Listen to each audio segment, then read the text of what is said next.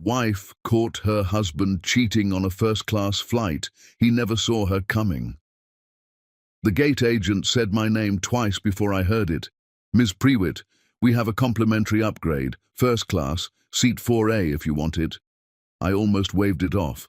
I had a window seat already, a stack of vendor contracts on my phone, 3 days of a Nashville conference behind my eyes like sand. My feet ached in a way that had nothing to do with the flight, and everything to do with 48 hours of walking event floors in heels, smiling at vendors who wanted 20 minutes of my time for every 5 I actually had to give them. But the line behind me was getting restless, and free is free. So I took the new boarding pass without a second thought. I want that on the record. I did not go looking for what I found. It came looking for me, the way the worst things always seem to, dressed up as a small kindness from a stranger at a gate counter. I didn't understand what I was looking at until the second I sat down and heard his name called over the gate speaker, 2 rows behind me, boarding late, out of breath, laughing, Geraci, S. My husband's name in a stranger's mouth, ordinary as a weather report, ordinary as anything that has no business being ordinary at all. I turned my head half an inch, no more, and saw him settle into 2C with a woman in a cream blazer already seated at 2D, already smiling up at him like his arrival was the thing she'd been waiting on the whole flight to happen. She had a way of tilting her chin when she looked at him, a familiarity that didn't ask permission, the kind that only exists once 2 people have stopped performing for each other and started simply being together. I did not gasp. I did not go pale or drop my bag or do any of the things I might have written into a story if someone had told me this scene ahead of time. My heart kept its exact ordinary rhythm, which felt like its own small betrayal, a body too calm for what it was witnessing. I faced forward. I opened the in-flight magazine I had no intention of reading and let my eyes move across a page about a boutique hotel in Savannah without absorbing a single word of it. And in the space of 11 seconds, standing in a jet bridge in Nashville, Tennessee, in my own mind if not my own body, I decided I was not going to make a scene. Not because I was weak, because I wanted to see the whole shape of the thing before I put my hand anywhere near it. That was the first incident. It would not be the last, and it would not be the worst. The second came 40 minutes into the flight, when the drink cart stopped at his row. I heard it through the thin curtain that first class hangs between rows, a curtain that does nothing, it turns out, to actually separate a wife from her husband's voice when the cabin is quiet and her whole body has gone still and listening. She'll have the Pinot. I'll take a club soda, lime, no ice. No question asked of her, no menu consulted, no polite deferral, no "what would you like?" A man does not know a stranger's drink order. A man knows a drink order the way he knows a birthday, a shoe size, the particular sound of someone's key turning in a lock at 11 at night. Slowly, over dozens of small, repeated moments, the kind that only accumulate if you've spent real time building a life with someone. 14 years of marriage, and I had never once heard him recite my order from memory like that, unprompted, unbothered, easy as breathing, the way he'd just done for her. I sat with my hands flat on my thighs and did the math I did not want to do. 14 years married to a man, and a stranger 2 rows back already knew his voice better than I apparently did. I thought about all the times I'd ordered my own wine at restaurants while he checked his phone. All the times he'd asked, absently, what I was having, as though the answer changed every time instead of remaining exactly the same for a decade and a half. The third incident arrived on descent, and it is the one I still hear at night, months later, when I let myself remember any of this at all. The same flight attendant came down the aisle collecting customs forms, professional and brisk, working her way toward the front, and she paused at his row. "Mrs. Geraci, did you need a pen?" I counted the silence that followed. 1 second, 2, 3. A silence with a shape to it, the particular shape of a man deciding in real time whether correcting a stranger was worth the trouble it would cost him. He did not correct her. He let 3 full seconds pass in which my name, the only name that has ever legally belonged to that title, the name I took at 24, in a church outside Jonesboro, with my father still healthy enough to walk me down the aisle, sat unclaimed on the tray table of a woman who was not me, and then the woman in 2D said, "Easy," unbothered, a voice that had clearly worn that name before and found it comfortable. "No, I'm fine, thank you." I did not turn around. I watched the wing dip as we banked toward Atlanta, gold late afternoon light sliding across the metal in a way that would have been beautiful on any other day, and I understood, with a clarity that felt almost violent, that I was not looking at an affair anymore. I was looking at a life, a whole second life, built quietly, patiently, beside my own, practiced enough that a stranger's mistake didn't even register as worth fixing. I had just been given a 3-second window straight through the middle of it. I thought of Renata. 18 months ago, across a table in Midtown, she had told me the truth, and I had handed her back an insult instead of a thank you. Paranoid, I'd called her, to her face, because paranoid was a smaller word to carry than true. The plane landed. The cabin filled with the small mechanical noises of people reclaiming their lives, bins opening, phones lighting up, the impatient shuffle of people who have somewhere to be, none of them aware they were standing 3 rows from a marriage quietly ending in real time.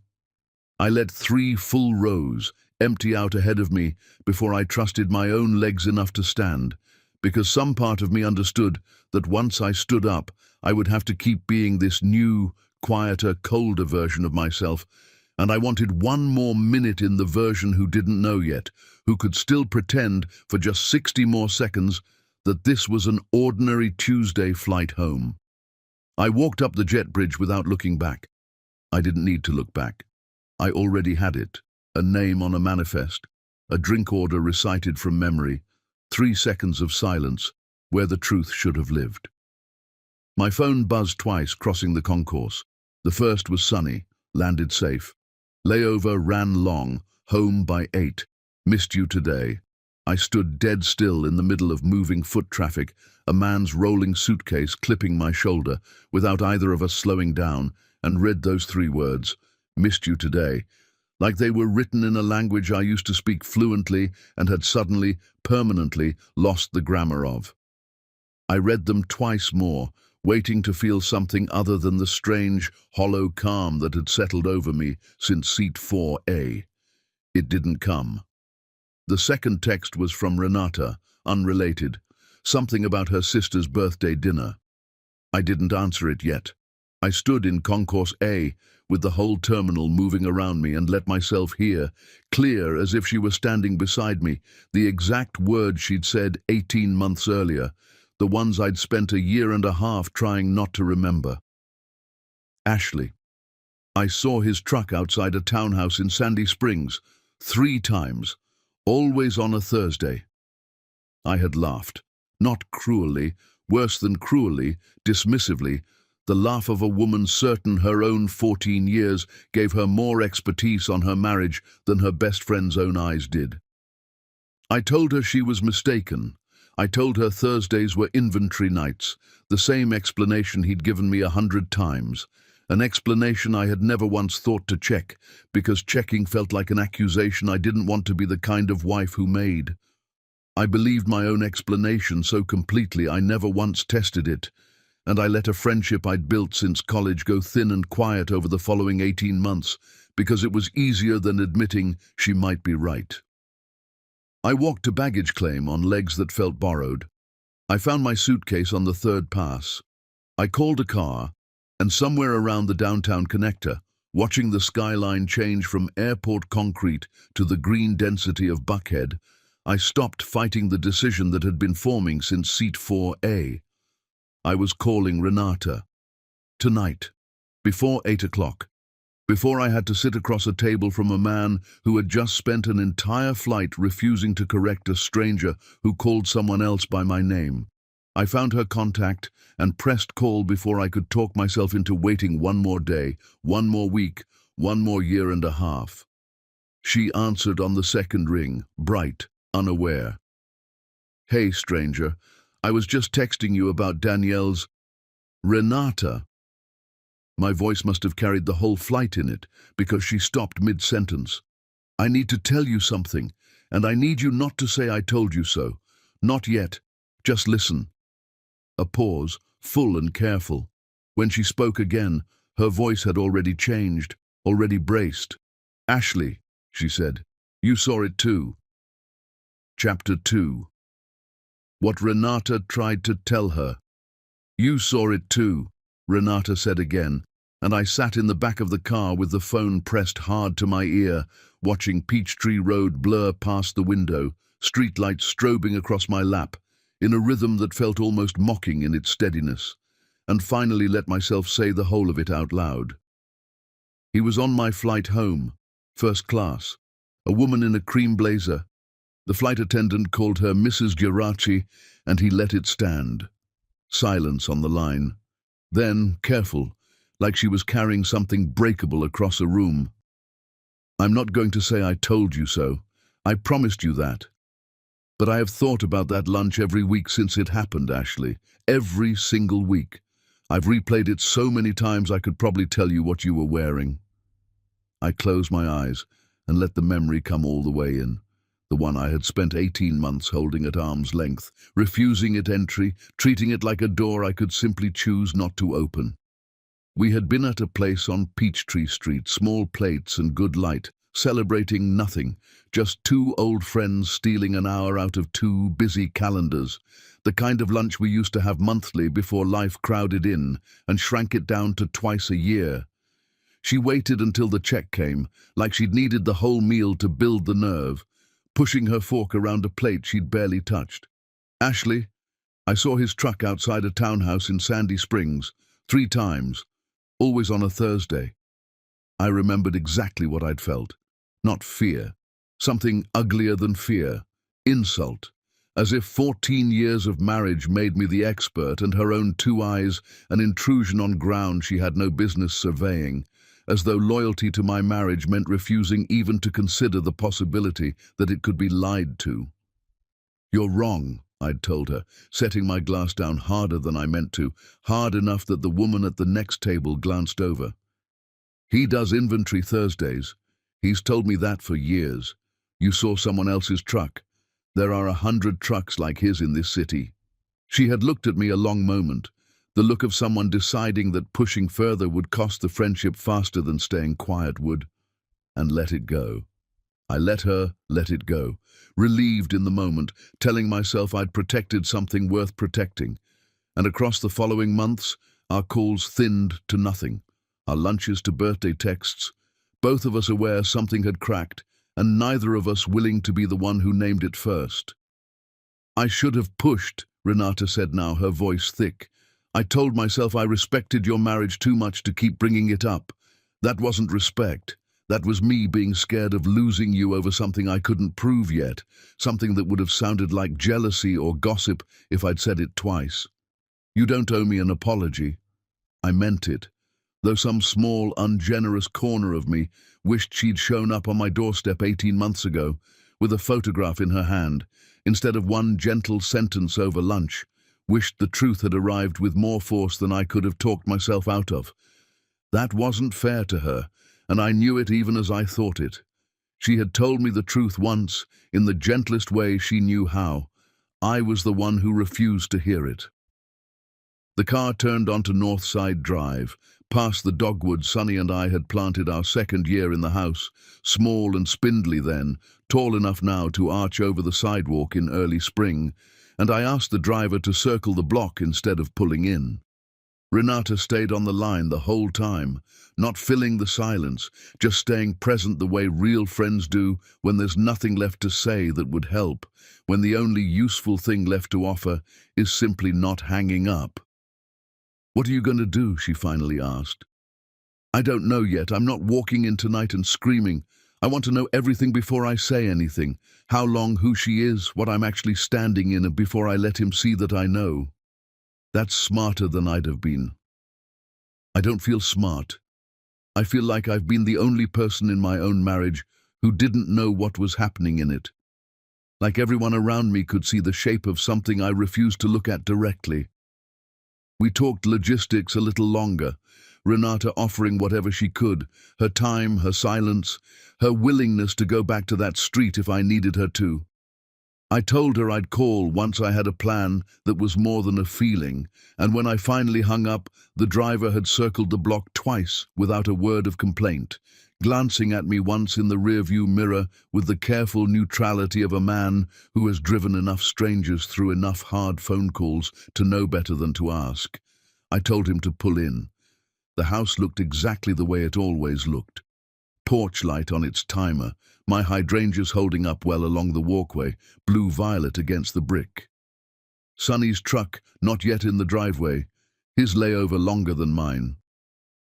I let myself inside and stood a long moment in the front hallway, listening to a silence that used to mean safety and now meant something I didn't have a word for yet. Something closer to the quiet right before a storm makes landfall than the quiet of an empty house at rest. I made tea, I didn't drink. I sat at the table where we ate most nights, the table where he would sit across from me in a few hours and tell me about his layover and his day, and if pattern held, nothing true at all. I thought about calling my mother and decided against it. Not yet. Whatever I said to her would become real in a way it wasn't real yet, spoken only to Renata, held only inside me, small enough still to fit inside my own two hands. I opened my laptop instead and let the cursor blink in an empty document until I finally typed one word. Timeline. That was all. The beginning of something I didn't have the shape of yet, but knew I needed to build, and build alone, before I let another living soul see even its outline, before it became something other people had opinions about, instead of something I understood completely myself. His truck pulled in a little after 8. I closed the laptop and slid it into my bag before the door opened, because I was not ready, not tonight, to let him see even the shadow of what was starting to take root in me. He came in the way he always came in. Keys into the bowl by the door, a small familiar clatter I'd heard 10,000 times without ever really hearing it. A tired sigh I used to read as exhaustion, and now read as performance. He crossed the kitchen and kissed my forehead, the same gesture he'd used for 14 years, familiar as breathing, and said, "Long day. Layover ran forever. You wouldn't believe the gate change in Nashville." I looked up at this man I had built an entire adult life around and searched his face for a crack in it. I found none. Either he was that good, or I had simply never known to look before, had never once needed to develop the skill of reading him, because I had never had reason to doubt what I saw. "Tell me about it," I said, meaning something entirely different by those 5 words than he understood, and I let him talk while I studied him the way you study a stranger, cataloguing every small practiced ease, filing it into the place inside me where the word timeline was already waiting to be filled in. He showered and went to bed early, claiming the trip had worn him out. I sat alone in the dark of the living room afterward, laptop open again, and found myself scrolling, almost without meaning to, into the shared calendar app we'd set up years ago and I hadn't opened in months. There was no reason to.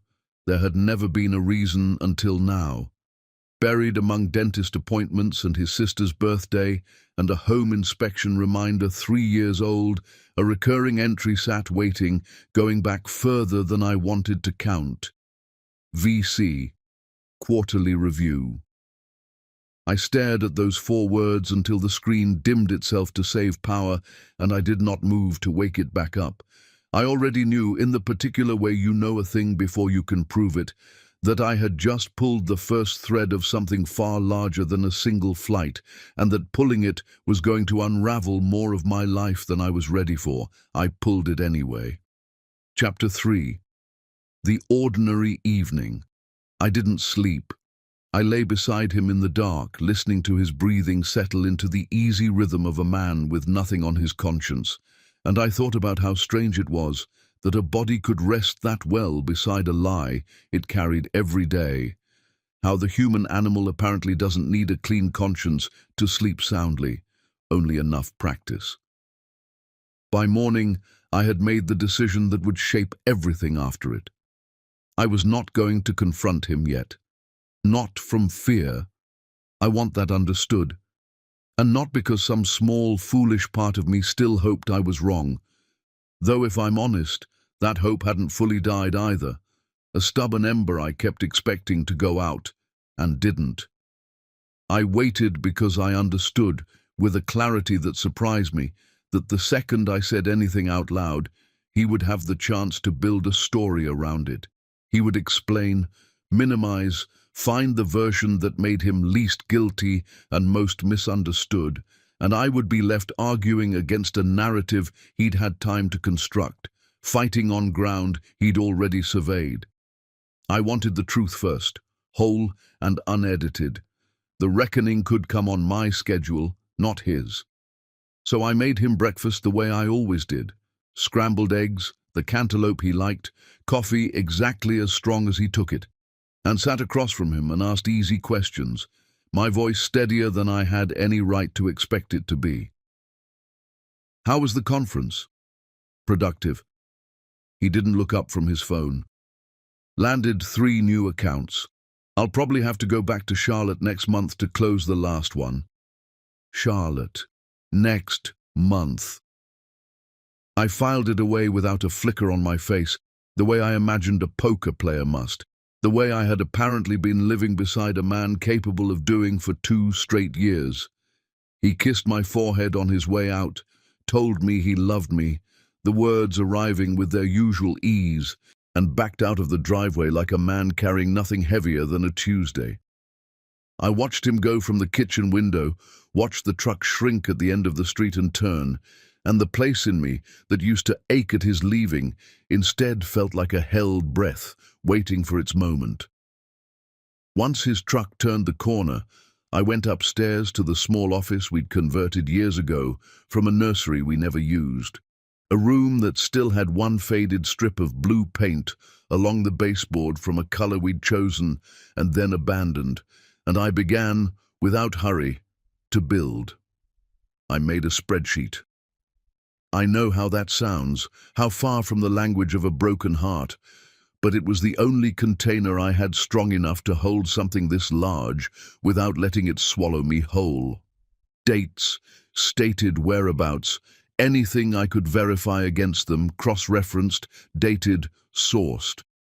I started with VC, quarterly review, and traced it back as far as the calendar's history allowed. Almost 2 years. 18 months to the start of it, close enough to Renata's lunch that the 2 numbers nearly touched.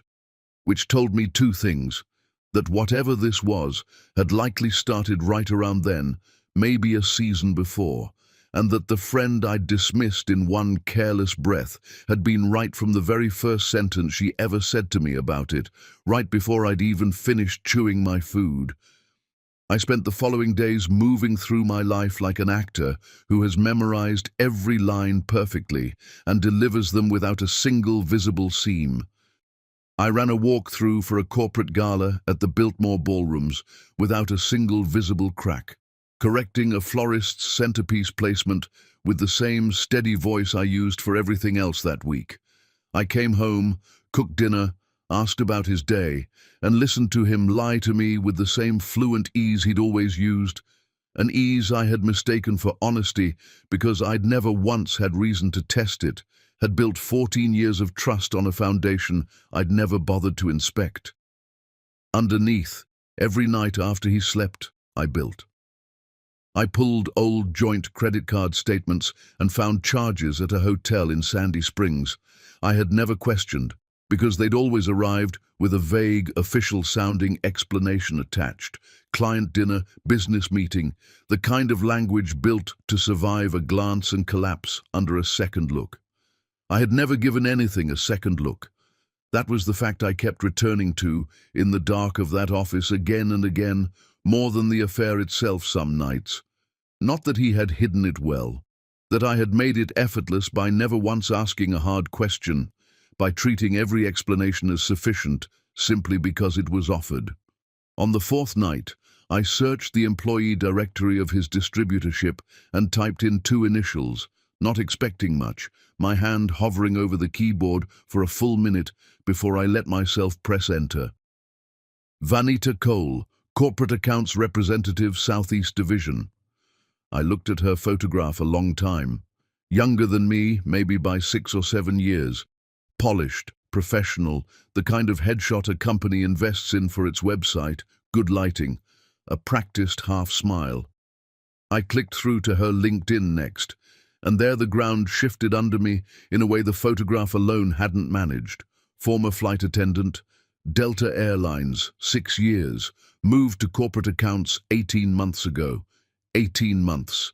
That number again, circling back to meet itself from every direction, from Renata's lunch and the calendar entries, and now this. She had left the airline the same season Renata saw a familiar truck outside a Sandy Springs townhouse. I didn't yet know which had come first, the career change or the affair, whether the job had followed the relationship, or the relationship had grown out of proximity to his frequent flyer schedule. But sitting there at 11 at night, I understood I was no longer looking at a flight, or a dinner, or a fling with an expiration date built in. I was looking at a relationship with its own shape and its own history, running quietly beside my marriage for a year and a half, while I made him breakfast and told my friends, when they asked, that things between us were good, better than good, solid. I closed the laptop and let myself cry, not loudly, not in a way that would carry down the hall, but fully, the way you cry when you finally stop holding something up with your own 2 hands and let it fall the rest of the way to the ground. When it passed, I opened the laptop again and built a folder on an old personal cloud account he'd never known existed, a leftover from freelance design work I used to take on the side years ago, and I began piece by piece to move everything there. Screenshots, statements, her photograph, her history, the architecture of my marriage's unraveling, laid brick by brick in a place he couldn't reach, even if he'd known to look. I was closing the laptop for the night when I remembered one more thing, an old shared travel account, dormant for years, that we'd used before his territory grew too large for joint trips, before every trip became his alone. I opened the purchase history and found what some part of me had already known I would find. A boarding pass, Nashville to Atlanta, first class, purchased 6 weeks in advance. Seat 2C. I scrolled down, heart beating hard and slow, each inch of the screen sliding past like it was buying time I didn't have. Seat 2D. Passenger, Vanita Cole, 6 weeks in advance. Not a coincidence of overlapping business trips, an arrangement planned with the same careful intention he brought to closing a client account, the same forethought he'd probably used to secure a good table at a restaurant or the right hotel room with the right view. 2 seats side by side, purchased together, 2 rows ahead of a wife who had no idea her own free upgrade to 4A would let her watch the whole thing unfold from behind. I sat a long time in the dark after that, past crying, into something colder and steadier, something that felt less like grief and more like the beginning of a plan.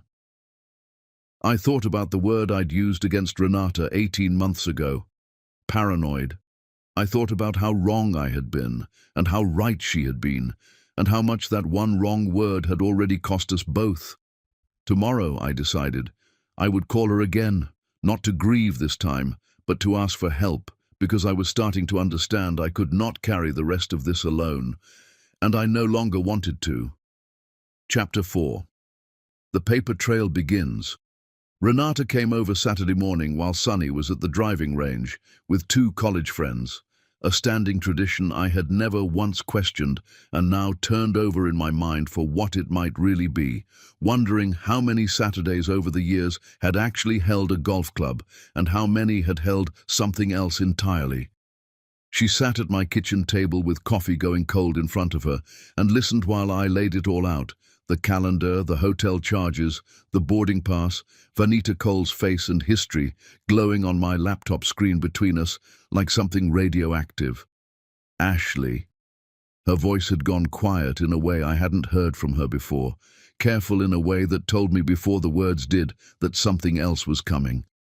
I need to tell you something I should have told you a long time ago. I braced myself, hands wrapped tight around my mug, the ceramic gone cool against my palms. After that lunch, when you told me I was wrong, I didn't fully let it go. I felt terrible for pushing, but I couldn't stop thinking about it either. So a few months later, I drove past that townhouse again, told myself I was being ridiculous, told myself I'd apologize to you the second his truck wasn't there, that I'd buy you dinner and never bring it up again. Was it there? It was there. She pulled out her phone, her hand not quite steady, and this time I took a picture. A grey townhouse, white shutters, his truck parked at the exact angle I recognized from 1,000 mornings in our own driveway, the same careless half-pull into the curb he always did when he was running late. Timestamp in the corner, 14 months old. I've had it on my phone over a year, Renata said, telling myself I'd never need to show you, hoping every time it crossed my camera roll that I was somehow still wrong, that I'd imagined the whole thing. I sat back, feeling the last splinter of doubt I'd been quietly protecting finally give way. Felt it go the way a tooth goes when you've been worrying it loose for days. Suspecting something is one thing. Holding the photograph in your own hand, dated, unambiguous, is another thing entirely. There's more. Renata's voice dropped further, and I could see her deciding, in real time, how much further to go.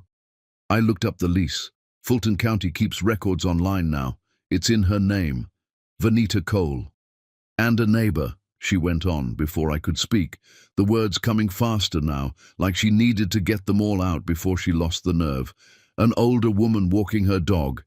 I didn't mean to pump her for anything, she just offered it up, friendly, the way people do when they think you're harmless. Said the man who visits has a key, lets himself in. Been doing it over a year. A key. Not a guest ringing a bell and waiting politely on the step, umbrella in hand, checking his watch. A man who let himself into another woman's life the way he let himself into mine, with the same unthinking ease, the same sense of belonging. I pulled the lease start date into my spreadsheet and felt the room go very small and very quiet, felt my own pulse in my ears. It began 2 months before my father's stroke. The spring Sonny and I spent night after night in a hospital corridor at Emory, holding each other, grieving together, or so I had believed with my whole chest. I had thought that season proved how strong we were, had told people afterward that Sonny had been my rock through the worst months of my life. I now understood that while I was falling apart in a waiting room, memorizing the pattern of the ceiling tiles at 3 in the morning, my husband had already signed himself, quietly, completely, into another woman's address. "I'm so sorry," Renata said, watching my face change as the pieces locked into place. "I should have shown you that photo the day I took it. I told myself I was protecting you. I think I was really just protecting myself from watching you fall apart." "You tried to tell me once already," I said, "and I called you paranoid to your face. There's nothing you could have shown me back then that I would have let myself believe. I wasn't ready. I don't think I was ready until that flight put it directly in front of me, until I saw it with my own eyes instead of hearing it secondhand." We sat with that a while, the coffee gone fully cold, the ordinary Saturday noise of a lawnmower somewhere down the street continuing on around the worst conversation of my marriage, birds arguing over something in the yard, a world entirely unbothered by what was happening at my kitchen table. "What do you want to do?" she finally asked. "Talk to that neighbor myself, and find a lawyer, not to file yet, but to understand exactly what I'm standing inside of before I do anything else. I don't want to walk into this blind, the way I've apparently been walking through the last 2 years." "Are you sure you're ready for that?" Renata asked. Once you talk to a stranger about it, it stops being just yours. It becomes a thing other people know is true. I've been the only person who didn't know, I said. I don't think I can protect a version of my life that already stopped existing 18 months ago. I'd rather know the whole shape of it than keep guarding an empty room. She reached across the table and squeezed my hand, and for a moment, neither of us said anything. The silence comfortable in a way it hadn't been in over a year, the old ease between us finding its footing again, even under the worst possible circumstances. Renata nodded. I'll go with you to the neighbor. I've already got a relationship there, of sorts. Before she left, she hugged me at the door, longer than usual, her arms tight enough that I felt it in my ribs. You are going to get through this, she said into my shoulder, and you're going to do it the way you do everything, carefully, completely, and when you're done, there won't be a single hole in it for him to slip through. After she left, I drove out to the small park along the Chattahoochee, the one Sonny and I used to walk in the early years, before his territory swallowed 3 weeks out of every month, before Saturdays belonged to driving ranges, and Thursdays belonged to somewhere I now knew the address of, and I walked the same path alone, letting the river fill the silence where his voice used to be.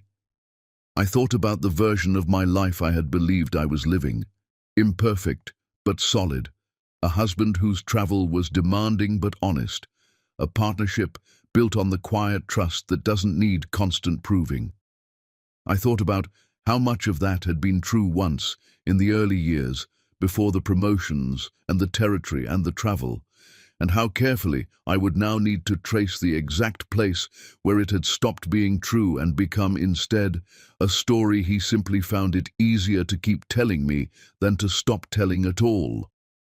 I stopped at a bench near the water and sat for a while, watching a family of ducks navigate the current, unbothered, moving in a tight, practiced formation that made me think, absurdly, of how easy it looks from the outside to hold a family together. I thought about the early years of our marriage, before the territory grew and the travel started, when Sonny used to walk this same path with me on Sunday mornings, his hand loose around mine, no phone in his pocket, demanding his attention, no second address waiting for him across town. I didn't know anymore which parts of that memory were entirely true and which parts I had simply polished smooth through years of retelling them to myself. That uncertainty frightened me more than the affair itself did some afternoons, not knowing which years of my own life I could still trust. By the time I drove home, the light had turned gold across the water, the kind of light that makes even an ordinary Saturday look like something worth remembering, and I had made a decision that felt less like anger and more like architecture, something with beams and a foundation instead of just heat. I was not going to confront him yet. I was going to keep building, exactly the way Renata said, until there was nothing solid enough left standing for him to talk his way around. Chapter 5. The neighbor's confirmation. We drove out to Sandy Springs the following Tuesday, while Sonny was on a scheduled trip to Charlotte. I now understood, without needing to double-check, was not entirely about closing an account. The townhouse sat on a quiet street, lined with crepe myrtles just starting to bloom, tidy walks, porch lights that came on automatic at dusk, the kind of street built for young professionals and small families who waved to each other while pulling in their trash cans. We parked 2 houses down, close enough to watch without announcing ourselves. Within 20 minutes, the same older woman came out with a small terrier on a leash and slowed when she saw 2 of us this time, her expression shifting from polite recognition to something more careful. "You're back," she said to Renata, then looked at me with new interest, studying my face the way people study a photograph they're trying to place. "And you brought a friend." "This is Ashley," Renata said. "I think you have something that matters to her." Her name was Mrs. Pettiford. 20 years on that street, long enough to know most comings and goings the way people do, where neighbors still wave from porches and notice when something changes. I asked her directly, because I'd decided in the car I wasn't going to dance around any of it, that I'd used up whatever patience I had for careful, indirect questions. The man who visits the young woman in the grey townhouse, does he have a key? She studied my face a moment, the terrier tugging impatiently at its leash, and whatever she found in my expression told her exactly what kind of conversation this was. He does, she said. I've watched him let himself in more times than I could count, going back over a year now. Mostly Thursday evenings, sometimes stays the night, truck still there when I take Biscuit out first thing in the morning. His truck's in that driveway so often I could set a clock by it. A pause, her voice softening. You're his wife? Not a question. I am, I said. I'm sorry. I believed her, the way you believe someone who has clearly turned a decision over in her mind more than once. I thought about saying something more than once. Wasn't my place, and I didn't know how to find you even if I wanted to. Glad you found your own way here. She gave me a few more details, unprompted small things that landed harder than she probably knew. The kind of ordinary domestic facts that hurt worse than anything dramatic could have.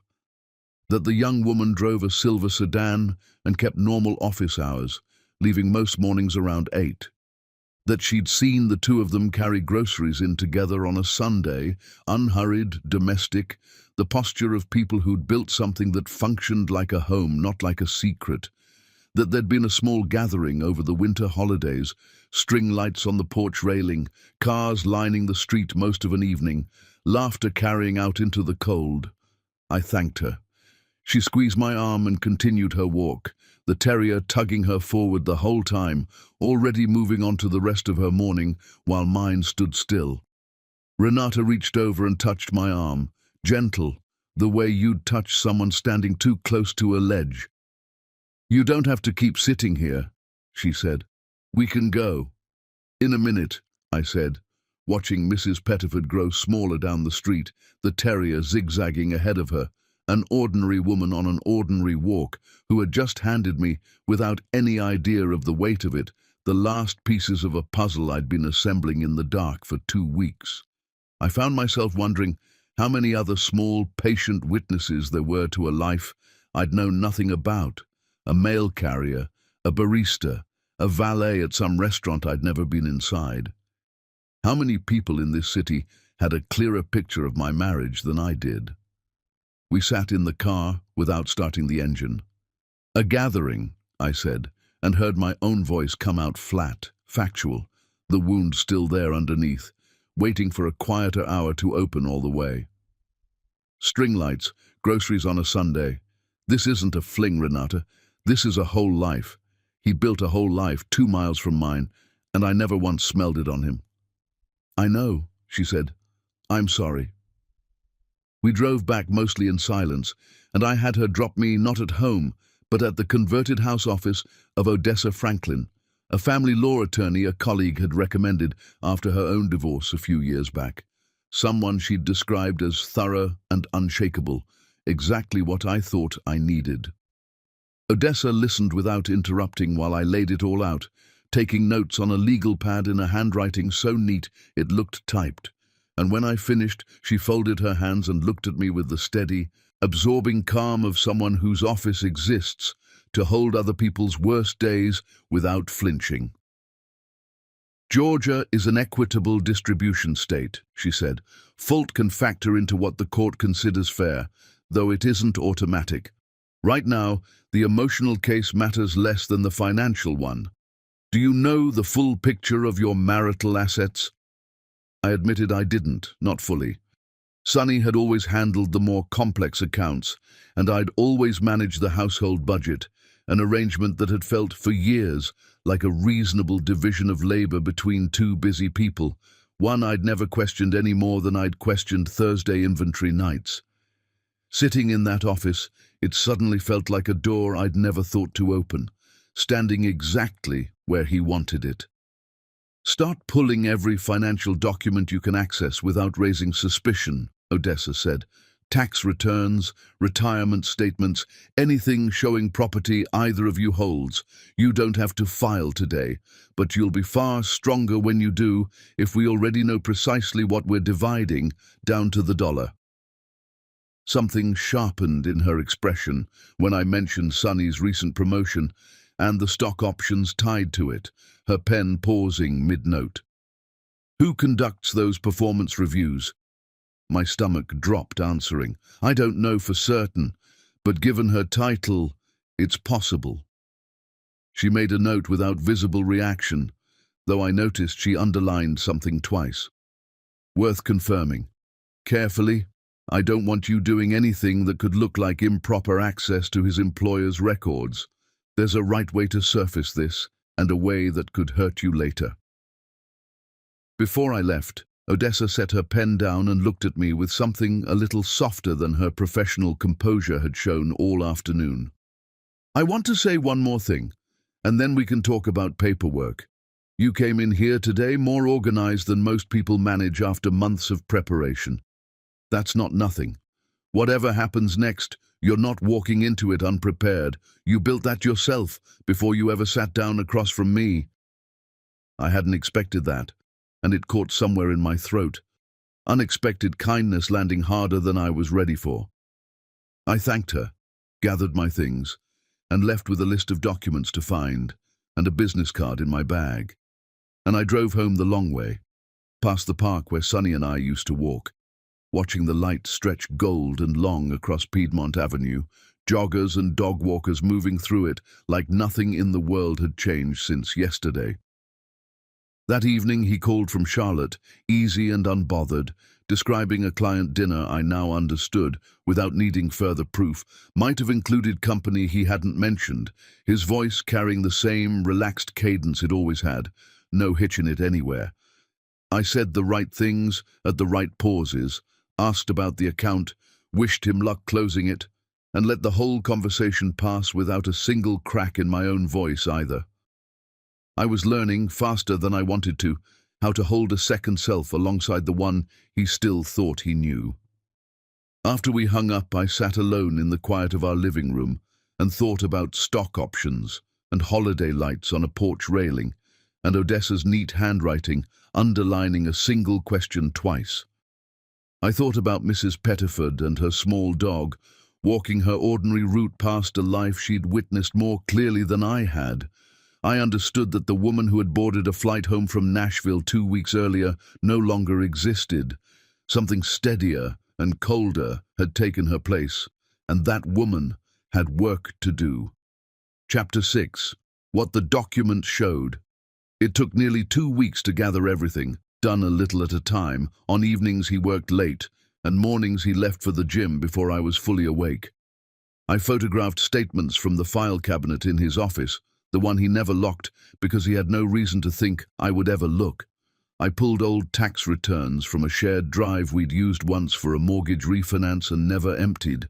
I found retirement summaries mixed with warranty paperwork in a kitchen drawer, exactly where a confident man hides things he assumes no one will ever bother searching, tucked behind a manual for a blender we'd replaced years ago. What I found was worse than I'd braced for.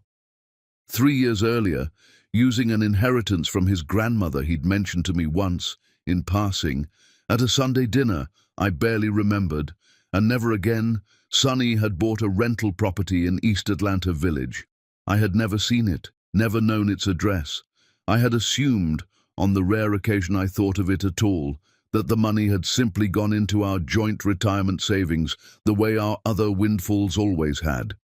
Instead, it sat in his name alone, generating income into an account I'd never known existed, statements arriving, I imagined, to a P.O. box or an email address I'd never had reason to check.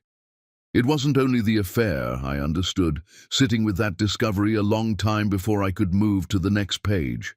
It was an entire financial life, built quietly alongside our marriage, hidden inside a filing cabinet I'd simply never had reason to open in a house I thought I knew every corner of.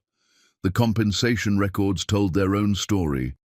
His promotion the year before had come with stock options tied to quarterly metrics compiled, according to a memo tucked behind an old insurance policy by the corporate accounts team.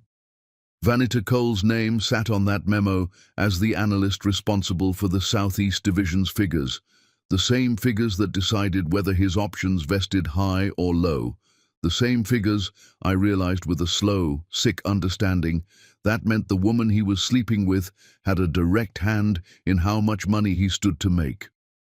Odessa studied the memo carefully when I brought it in, turning it over once as though checking for something on the back. "This matters," she said. "Not necessarily fraud. That would take more than this, a paper trail showing intentional manipulation which we don't have. But it's a real conflict of interest, and it's relevant to how those assets get valued and to the fuller picture of this marriage. There's a vesting date coming in roughly 16 weeks. Filing before it puts you in a materially stronger position. Waiting benefits him. It doesn't benefit you." I left with a clearer sense of what the coming months required, and a growing understanding that I was no longer gathering proof of an affair.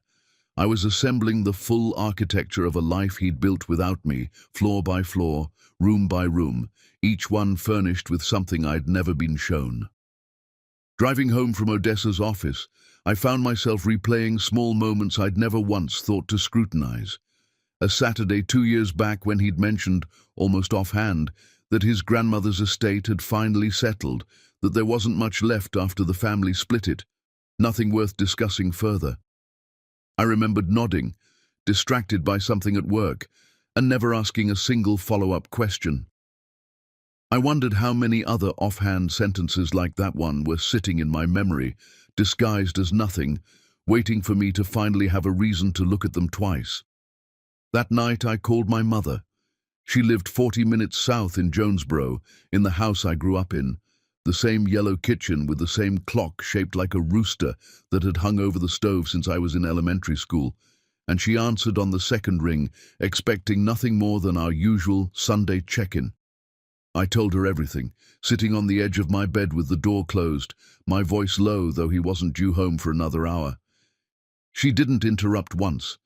I could hear her breathing change part way through, could hear her set something down. A dish towel maybe, or a cup.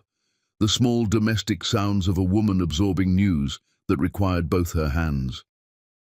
When I finished, she was quiet a moment, and then she said the thing I least expected and most needed. "I never trusted how easy he was," she said. "Your father used to say the same.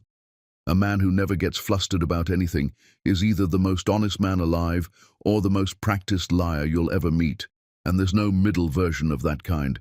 I hoped for your sake it was the first. I'm sorry it wasn't." I hadn't known my father ever said that. He'd passed before Sonny and I married, 6 years now, and hearing it now hit me harder than I expected. The two people who loved me most had quietly seen something I'd spent 14 years refusing to see myself, had watched him charm a room and clocked something underneath the charm that I'd been too close to notice. "What do I do now, Mama?" "Exactly what you've already started. Gather everything, take your time. Don't let him see your hand until you're ready to play it, and when you do, play it clean and complete, so there's nothing left for him to argue with." A pause, softer. "And baby, you let yourself fall apart somewhere along the way too. You don't have to be steady every single minute. You're allowed to break, as long as you get back up. I didn't raise you to be a woman who can't cry in her own kitchen." We talked over an hour, longer than we had in months, drifting eventually into smaller things, her garden, my cousin's new baby, ordinary threads that felt for a few minutes like a rope thrown down into the place I'd been standing alone. By the time I hung up, something in my chest had loosened, not healed, but held, the way only a mother can hold a thing. Sonny came home a little after 9, later than usual. An easy explanation about a client dinner running long that I no longer had the energy to fully hear. I nodded along, made him a plate, and watched him eat across the table with the same appetite he'd always had, unburdened, unaware the woman across from him now knew more about his life than he'd ever intended to show her. knew the address of a rental property he'd never mentioned, and the name of a woman whose signature sat on his paycheck. I thought about the vesting date Odessa had named, 16 weeks. I did the math without needing a calendar, counting forward from the appointment, and understood I had a real window now, and that everything I did between this dinner and that deadline was going to matter more than anything I'd done in years.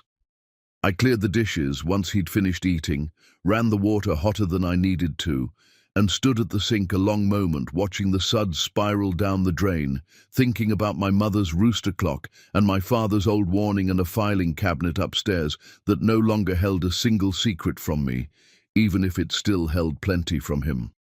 Chapter 7. The second trip. Sonny announced the Charlotte trip on a Sunday, mentioning it the way he mentioned all his travel now. Casual, unremarkable, folded into the middle of a sentence about something else entirely. Have to close that last account, back Thursday. I already knew I needed to find out whether Vanita Cole would be on that flight. It took less than I expected. A former co-worker in guest services checked the manifest for me, framed as idle curiosity about a mutual friend, and came back within the hour with the answer I'd braced for. Vanita Cole, booked on the same flight, seated 2 rows back this time instead of directly beside him.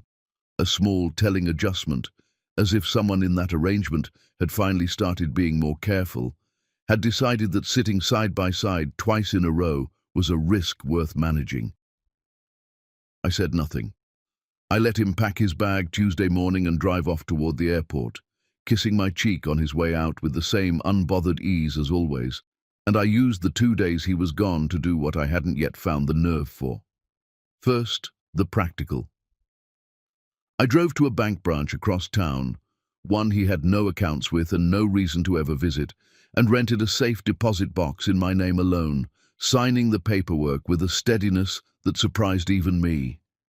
I spent an afternoon printing every piece of it, the calendar, the statements, the boarding pass, the lease, Mrs. Pettiford's account written in my own hand and dated, the compensation memo, feeding page after page through the printer in the office upstairs until the machine finally clicked empty. I locked it all away in a small metal box, in a wall of identical small metal boxes, a record that existed entirely outside any device or account he could reach. Insurance against the day he discovered what I'd built and tried to make it vanish. The second thing was harder. I drove to Jonesboro Wednesday evening and sat with my mother at the same kitchen table I'd done my homework on as a girl, the rooster clock ticking above the stove the way it always had, and asked her something I'd never thought to ask directly. Did you ever really meet Sonny's father? Not just at the wedding. She considered it the way she considered most things that mattered, setting her coffee down slowly. Once, your engagement dinner, charming on the surface, something underneath it I didn't love. His mother barely said a word the whole evening. I remember thinking it was strange, but I didn't know your history with them well enough to say anything at the time. His father had an affair, I said. Sonny told me once years ago and never again. His mother found out when he was 12. He said it wrecked the family for a long time, that they stayed married on paper, but the house never felt like a home again. My mother's face changed slowly, a puzzle piece sliding into a hole she hadn't known was missing. Baby, she said, some men grow up in a house like that and swear they'll never do it. And some men grow up watching it and learn, without ever meaning to, that it's survivable, that a family can look whole from the outside long after it stopped being one, and that's enough to get by on if you never look too closely. I sat with that the whole drive home, radio off, the highway lights sliding past in long, even stripes, turning it over. It explained something, the particular ease with which he'd carried 2 lives without visible strain, a skill he'd likely watched his own father perform for years before he ever needed it himself, the choreography already memorized before he ever needed to dance it. But I was clear with myself, clearer than I might have been a month earlier. Understanding where a choice comes from is not the same as forgiving the choice. I was not going to let a story about his childhood become a story about my failure. I said that to myself out loud, once, alone in the car, so it would already be true in my own voice before anyone else ever tried to hand me a different version. I thought about his mother too, the quiet woman at our engagement dinner, the one who'd barely spoken, who I'd chalked up at the time to shyness, and wondered how many years she'd spent doing exactly what I was doing now, gathering, deciding, waiting, or whether she had simply absorbed it, the way Sunny seemed to expect me to absorb it, without ever once fighting back, folding herself smaller and smaller until there was nothing left to defend. I was not going to be that woman. Before I left that evening, my mother walked me out to the car, the way she'd done since I was a teenager, driving myself home from visits, standing on the porch until my headlights swung out of sight. She hugged me at the driver's door and held on a beat longer than usual. "You come from strong women," she said, "both sides. Don't you forget that in the middle of all this." I drove the 40 minutes back to Atlanta, with her voice still in my ears, the highway lights sliding past in long, even stripes, and thought about how strange it was that the most solid ground in my life right now was still the same kitchen table I'd done my homework on at 8 years old. He came home from Charlotte Thursday evening, tired and pleasant, describing the closed account with the satisfaction of a man who believed his life was proceeding exactly as intended, dropping his bag by the door and rolling his shoulders like a man who'd earned a good night's sleep. He kissed my forehead in the hallway, a gesture that had once meant safety and now felt like a door quietly shutting in my face, and asked what I wanted for dinner. I told him I'd already eaten. I hadn't. I told him I had a headache and was going to bed early. I didn't. I lay awake beside him a long time that night, listening to his breathing settle, thinking about the safe deposit box downtown, the vesting date drawing closer on the calendar, his father's affair, his mother's silence, and the particular quiet a house makes when it's no longer a home, but no one inside it has said so yet. A silence, with a held breath in it, waiting. I let myself fall apart a little in the dark that night, the way my mother had told me I was allowed to. Silent, careful, my breathing steady enough not to wake him. When it passed, something settled into place that hadn't been there before. Not peace. Resolve. Solid, complete, needing no one's permission to exist. Tomorrow, I decided I would call Odessa and tell her I was ready to talk about the filing itself, not just the preparation for it. What came next was going to require more than gathering. It was going to require me to sit across from him one more time and finally say it out loud, in my own kitchen, at my own table, on my own terms. Chapter 8. The night it breaks open. I chose a Sunday evening because Sundays were the one night he never scheduled around, nothing to interrupt or postpone what I needed to say. I made a simple dinner, not from any tenderness left in me, but because I wanted his hands occupied, his body settled, before I put everything on the table between us. He noticed something was wrong almost as soon as he sat down. 14 years of marriage meant I had never been able to hide much from him, though I understood now that intimacy had only ever run in one direction. I had spent the whole day rehearsing this moment in my head, in the shower, in the car, standing in the frozen foods aisle, picking out a chicken I had no real appetite for, and none of the versions I'd rehearsed had prepared me for how ordinary the kitchen still looked while I was about to end everything inside it. The same fruit bowl, the same crooked cabinet door that never quite latched, the same window over the sink that caught the last of the evening light.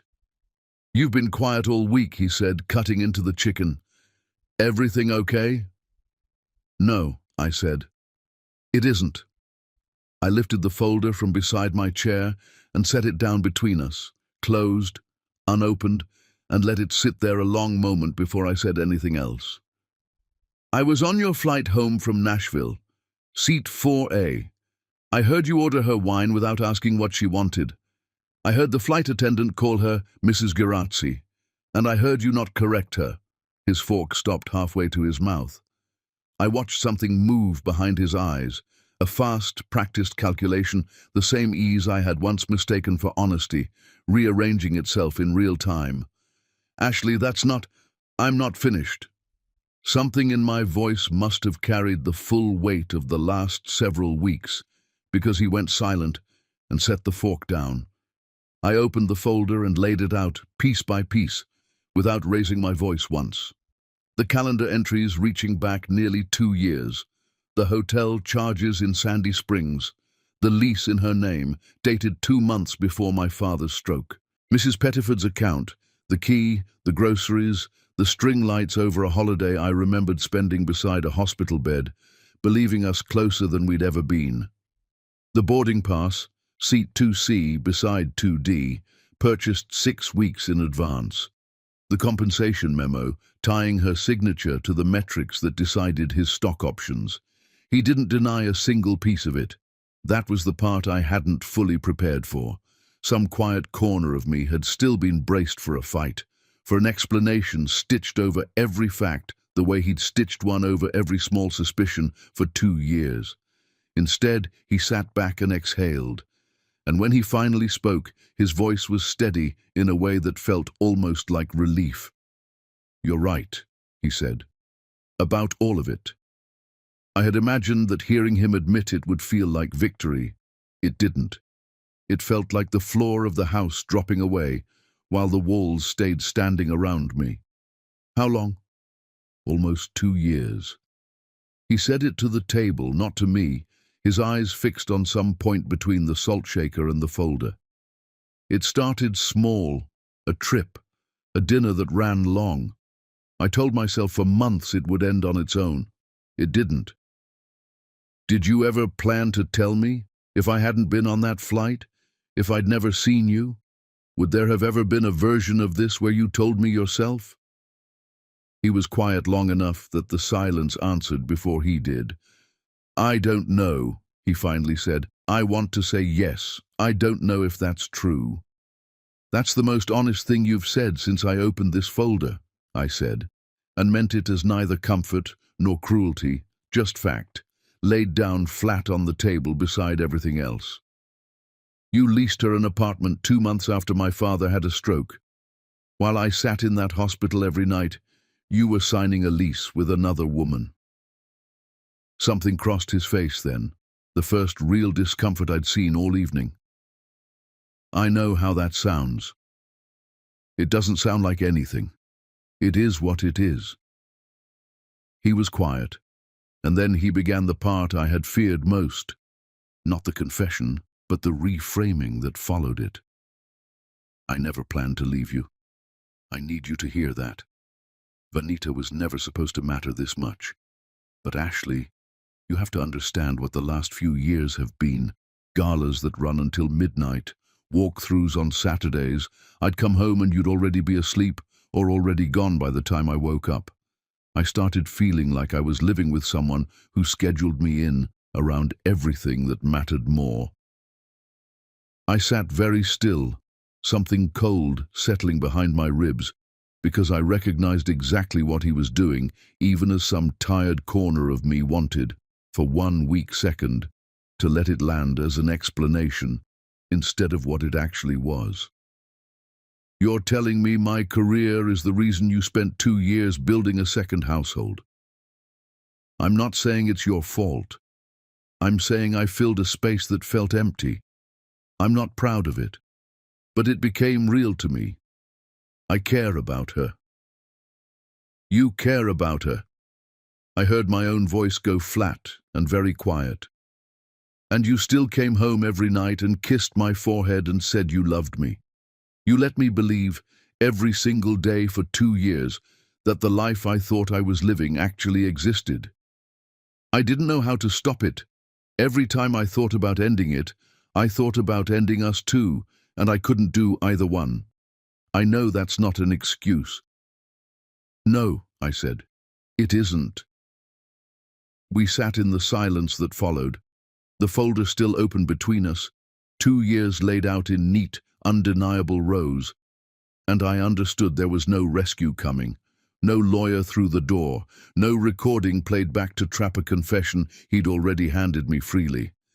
There was only this: a man and a woman at a kitchen table, and a marriage that had ended long before either of us said the words.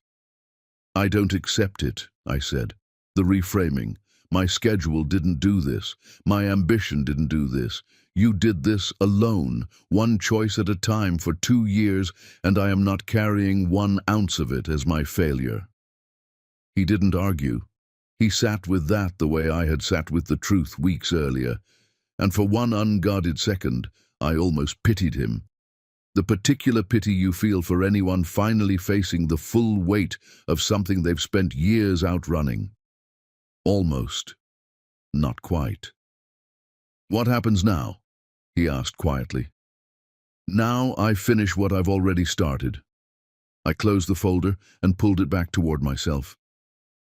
"I've spoken to a lawyer. I know what I'm entitled to. I know about East Atlanta Village. I know how her performance reviews connect to your stock options." Something flickered across his face at that, closer to fear than anything I'd seen from him all night. And I understood, watching it, exactly what this conversation had finally shown me clearly. He was not going to fight for our marriage. He was going to start fighting immediately to protect what was his. "Ashley." He reached across the table. I stood before he could touch me, folder in hand, and looked down at the man I had built 14 years of my life around. "I'm sleeping in the guest room tonight. Tomorrow I'm calling my lawyer." I left him alone at the table with the dinner going cold, and I walked down the hall and closed the guest room door quietly behind me. I heard him, a few minutes later, moving around the kitchen, the scrape of a chair, water running, the dishwasher opening and closing, the sound of a man doing something with his hands because there was nothing left to do with the rest of him. I didn't go back out. I sat on the edge of the bed a long time in the dark before I let myself cry. Not for the marriage, that grief had already been spent in pieces over these last weeks, but for the woman who had sat across from him at that same table for 14 years and never once thought to ask a harder question. I cried for the version of myself who had believed, completely and without evidence, that love was something you didn't have to verify, that a marriage ran on faith the way a car ran on gasoline, simple and renewable, never once checking the gauge. I understood now that faith without evidence is just a story you tell yourself to avoid an uncomfortable question, and I was done telling myself stories. When the crying passed, I lay back against the unfamiliar pillows of a room I'd decorated for guests who rarely came, and I thought, with a clarity that surprised me even then, that I had done exactly what I set out to do. I had let him see the whole truth before he ever saw my hand move. He never once suspected, walking into that kitchen that evening, that the woman waiting for him already knew everything. He never saw it coming, and by the time he understood that, there was nothing left for him to talk his way around. Chapter 9. What she does with it. I called Odessa's office first thing Monday, before I'd finished my coffee, and told her I was ready to file. She had me in that afternoon, and we spent nearly 2 hours confirming the vesting date was still 11 weeks out, enough time to file and have him properly served well ahead of it. "We'll list East Atlanta Village as a marital asset, regardless of whose name sits on the deed," she said, making notes. "The inheritance arrived during the marriage, and there's no indication he kept it wholly separate. That's a strong argument." I signed the petition that afternoon, my signature steadier on the page than I expected it to be, given how unsteady the rest of me had felt for weeks. Odessa's office arranged for him to be served 3 days later, at his office rather than at home. A decision I made on purpose, wanting him to receive it inside the same professional world where he'd built the second life he'd worked so hard to keep separate from mine. The same office where a memo with Vanita Cole's name on it had quietly decided the shape of his paycheck. He called that evening. his voice tighter than I'd ever heard it. "You had me served at work, in front of my whole team." "I know," I said, and didn't apologize. Over the following weeks, exactly as Odessa predicted, his manner began to crack. The easy, unbothered confidence I had lived beside for 14 years thinned once the numbers became real to him. Once he understood the rental property, the options, the full accounting of what we'd built, all of it now subject to division in a way he clearly hadn't planned for, while he was busy building somewhere else to land. I told Renata everything, over dinner in Midtown, in the same neighborhood where she'd first tried to warn me. I chose that neighborhood on purpose. "I want to apologize properly," I told her. "Not just for calling you paranoid that day, though I am sorry for that. For the 18 months after, when I let us go thin because some part of me already knew you were right, and I didn't want reminding of it every time we talked." She took my hand across the table. "You don't owe me more than you've already given me. You called me the night it finally became undeniable. That's what matters. Friendships survive being tested. They don't survive being abandoned. And you never abandoned this one, even angry with me." We talked for hours, longer than we had in over a year, the restaurant emptying out slowly around us until the staff started stacking chairs at the far end of the room, neither of us in any hurry to be the one who suggested leaving. We talked about her sister's birthday, finally, the thing she'd been texting me about the day everything broke open, and about a trip she'd been wanting to take to Savannah, and for whole stretches of the evening, the conversation had nothing to do with Sunny at all, which felt, after everything, like its own kind of gift. By the time we left, something between us had been rebuilt on steadier ground than it had ever stood on before. Ground that no longer needed either of us to protect the other from an uncomfortable truth. I sought out one conversation with Vanita on my own terms. I found her through the company directory and sent a short professional email asking for 15 minutes. She agreed. Guilt, curiosity, or maybe just the same understanding I had that some conversations happen regardless of how much either side would rather they didn't. We met at a coffee shop in Buckhead, neutral ground, neither of our worlds. She looked smaller than her employee photograph, younger, and the anger I'd expected to feel had mostly already spent itself weeks earlier at my own kitchen table. "I'm not here for drama," I told her. "I'm not fighting over him. There's nothing left to fight over. I wanted to say one thing directly, and then I'm done." She didn't look away. That surprised me. "Say it." "This was never a rivalry between us. You didn't destroy a perfect marriage. You walked into one that already had a hole in it, one he'd probably been carrying since he was 12 years old, watching his own father do something close to this. That doesn't make what either of you did acceptable. But I'm not spending the rest of my life resenting you specifically. I'm building something that doesn't have room for either of you in it." Vanita was quiet a long moment, turning her cup in slow circles. When she spoke, her voice had an edge I hadn't expected. Not defensive, just tired, honest in a way that cost her something to say out loud. "You think I don't know what I did," she said. "I do. I knew it the first month, and I told myself it would end, the way people always tell themselves that. And then it didn't end, because he was careful, and because I let myself believe careful meant serious. I'm not going to sit here and tell you I didn't know he was married. I knew the whole time. I just decided somewhere along the way that knowing didn't have to change anything I did." She looked up. "I'm not telling you that to make it smaller.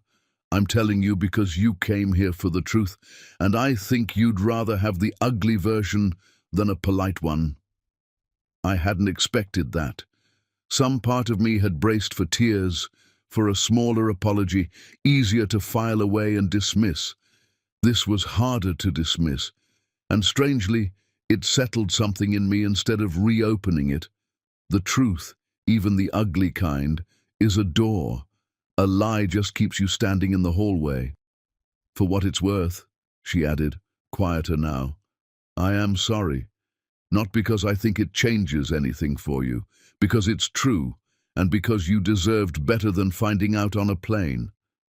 I didn't tell her it was accepted, because it wasn't, not yet, maybe not for a long time. But I nodded, finished my coffee, and left without looking back, and something in my chest felt lighter walking out than it had in weeks. Sonny tried twice to renegotiate once mediation began in earnest. The first attempt came through his attorney, keeping East Atlanta Village outright in exchange for a larger share of retirement accounts, an offer Odessa flagged immediately as undervaluing rental income the property would keep generating for years. We held firm. The second attempt came directly from him.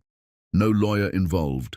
A voicemail late on a Tuesday night that I almost let go to my inbox unheard. His voice on it was nothing like the voice I'd lived beside for 14 years.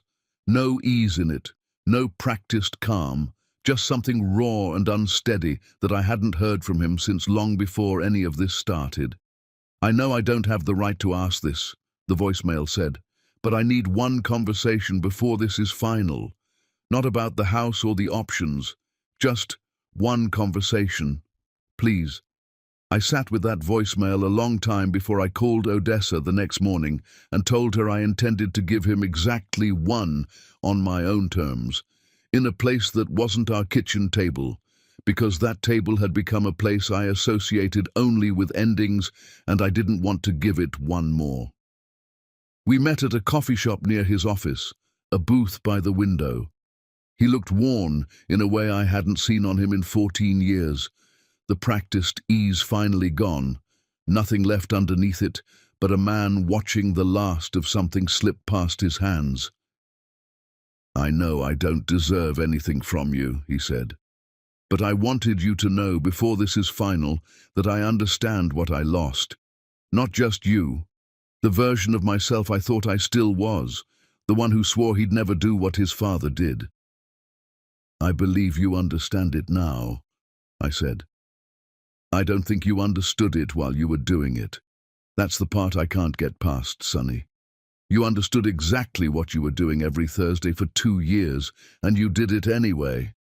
It's only now, losing things you actually value, that any of it seems to matter to you.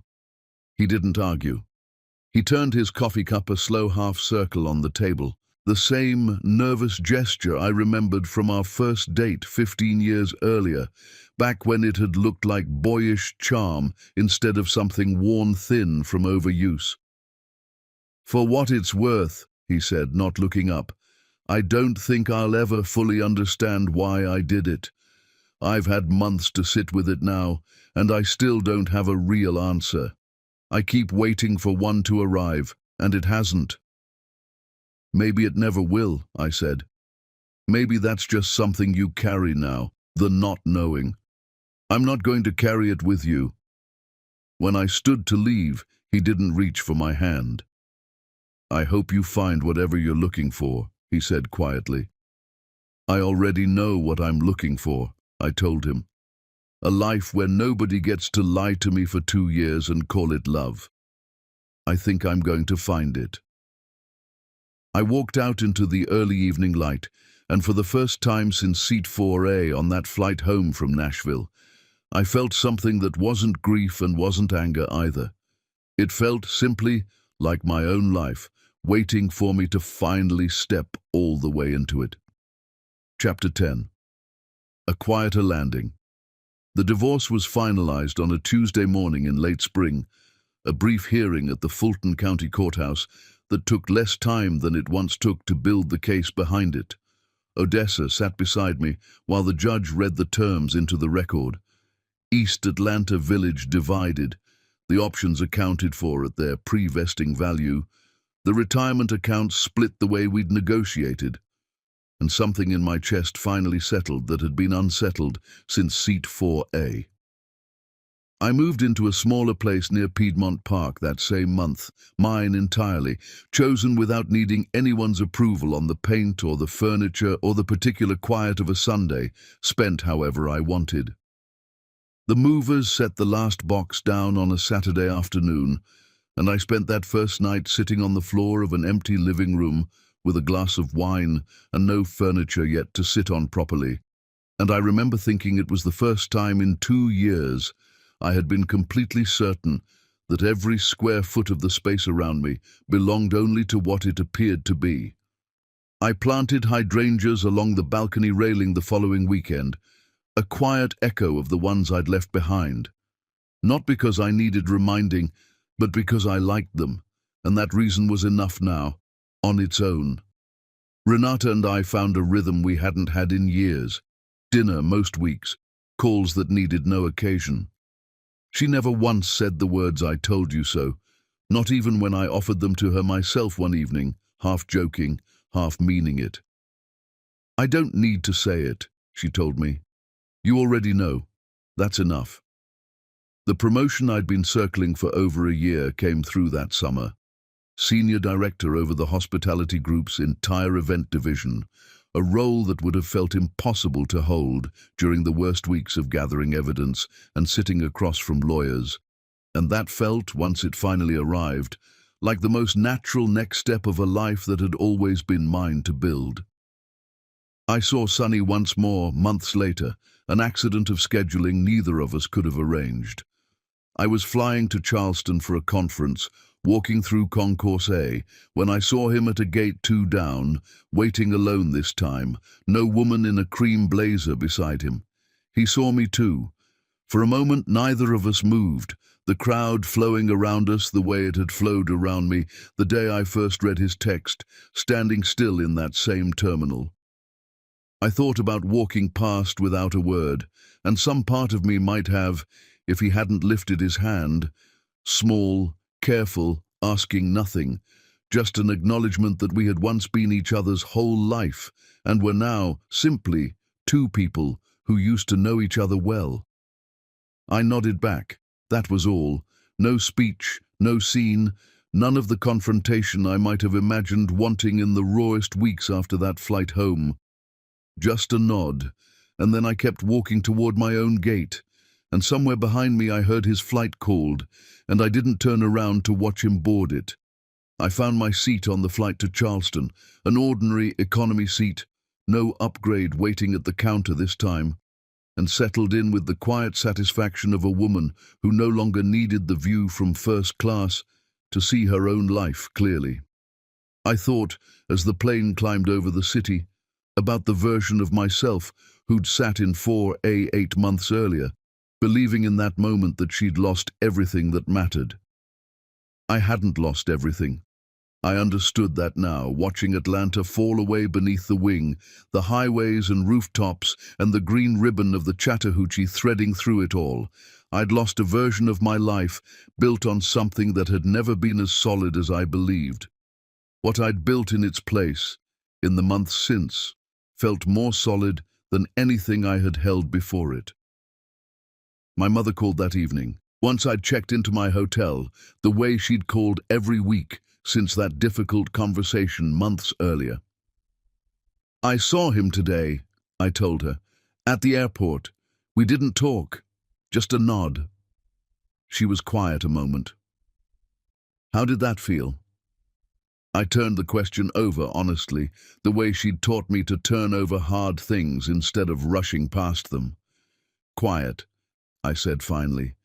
"Not sad, not angry, like closing a door gently instead of slamming it. That's growth, baby. The slamming comes first, while it's still raw. The quiet comes after, once you've made peace with it instead of just surviving it." I sat by the window a long time after we hung up, the lights of Charleston spread out below, a city I hadn't chosen for any reason connected to him, chosen simply because the work was mine, and the life I was building didn't need his permission or his shadow to keep moving forward. I thought about Renata, and the 18 months I'd let slip by before I finally listened. I thought about my mother's steady voice on the phone, and Odessa's careful guidance through every step I could never have navigated alone, and Mrs. Pettiford walking her small terrier past a townhouse she hadn't needed to notice, but noticed anyway, kindly, honestly, when it mattered most. I thought about the woman in seat 4A, watching, cataloguing, choosing not to make a scene, choosing instead to build something slow and complete and undeniable. It had taken me months to say it without the old ache underneath, but I was proud of her. She hadn't known, sitting in that seat with her hands flat on her thighs, watching a wing dip toward a city she thought she understood, that she was already stronger than the life she was about to lose. I wished some nights that I could have told her so directly, could have leaned across those 4 rows and said, "You are going to be fine, better than fine." But I understood that wasn't how any of this worked. She had to walk through all of it first, alone, before either of us could believe it. The next morning, I woke before my alarm and stood at the window watching the sun come up over the harbor, gold light spreading across the water the way it had spread across the Chattahoochee the evening I first understood everything I was going to have to do. I got dressed for the conference, gathered my things, and stopped at the front desk on my way out to ask about a late checkout for the following day. The young woman behind the counter smiled and asked if I was in Charleston for business or pleasure. I told her business, and she asked what kind, and I found myself saying it out loud for what felt like the first time without any qualifier attached to it, without the old habit of shrinking my own accomplishments down to something smaller and more modest. "I run event production for a hospitality group out of Atlanta," I said. "I'm here for a conference." "That sounds like a good life," she said, handing back my card, already moving on to the next guest in line. I walked out through the revolving door into the bright, ordinary morning, the harbor smell of salt and low tide carrying up from the water a few blocks away, and thought that it was, in fact, exactly that. A good life. Mine, entirely, built back up one deliberate choice at a time, out of the wreckage of a marriage I had once believed was the only life I was capable of having. I walked toward the conference center without looking back at anything behind me, because there was nothing back there I needed anymore. Only forward. Only mine. Only exactly as steady as I had finally learned, the hard way, to make it.